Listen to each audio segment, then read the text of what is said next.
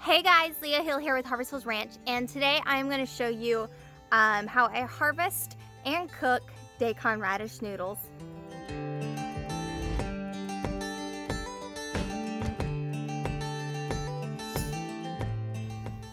Alright guys, so here we go.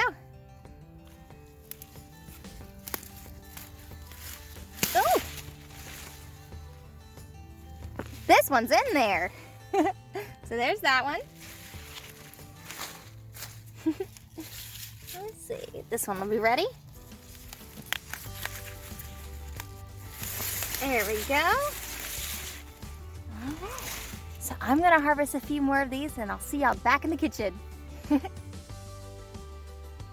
Hey guys, Leah Hill here at Harvest Hills Ranch, and welcome back to my kitchen. You might be asking what I'm holding here. This is a daikon radish or an icicle radish. So what do you do with these? I'm so glad you asked. So what I'm gonna do is break the greens off of the radish. There we go. So now I have greens and the radish itself.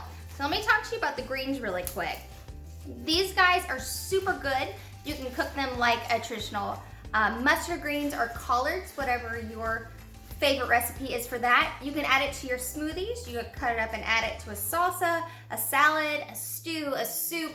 There's so many ways you can use these. It's crazy. Don't throw them away. They have an amazing light peppery flavor and they're really good. So lots of nutrients. Don't waste these. You will not find these at any grocery store. So we do include these with our daikons. We keep them together when you're purchasing them on the store. All right, so here we go. This guy, I've already washed him, so I'm gonna show you how to spiralize these into noodles for a fast, quick, nutritious meal that your family's gonna love. All right, so I have my spiralizer set up here and my pan to catch it in. Before we start, you wanna make sure you cut a slit in the radish and not all the way through, halfway through it, but almost. And the reason you want to do this, so when it spiralizes, you don't have noodles, although they're awesome. They look like curly fries that is this long. You want it to be able to cut itself off, and that way it's less chopping for you. So let me get this in the spiralizer. Let's get spiralizing.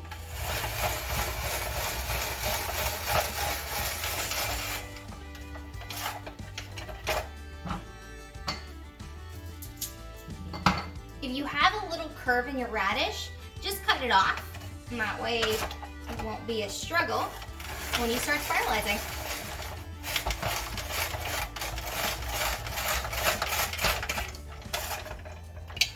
All right, so I never waste these pieces. I just simply take a little paring knife and then just make them into little circles. All right, let me keep going. All right, guys, I have all of the daikons spiralized. All right, so what I'm going to do is put the stove on medium. And I'm just gonna lightly coat, maybe about a tablespoon worth. Grab my pepper grinder. About 7 of those.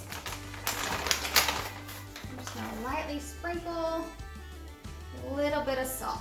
All right, so the cool thing about daikon radishes is that it takes on whatever flavor you put on it. So if I wanted to throw some mint or onion or another vegetable in there, if I wanted to intermingle it with like yellow squash or zucchini noodles, you can do that.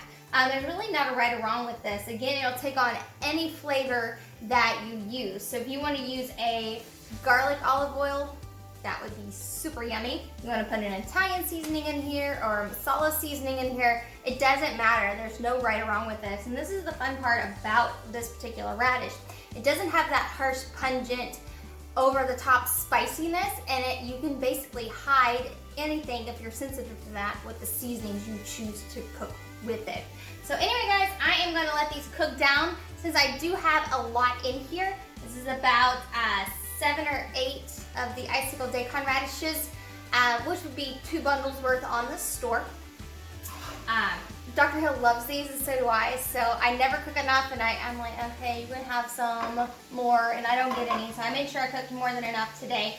So sometimes you get these really cool ones and they're purple, so that's super fun. Anyway guys, I'll be right back and I'll show you what it looks like when it is done and completed.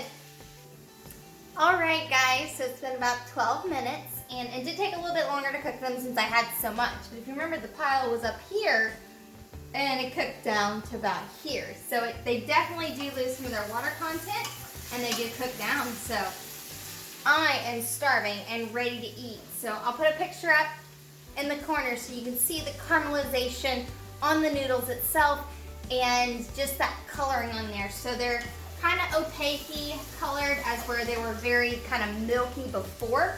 And then you're just looking for just that little bit of that light color on the sides of the noodles, and they're ready to go. And this part is really no right or wrong. You don't want to overcook your food to where it's mush, because if you do that, then you just cooked all the nutritional value out of the food. So you want to be careful in that piece. But if you want to actually leave them slightly crunchy and just saute them, that is absolutely okay.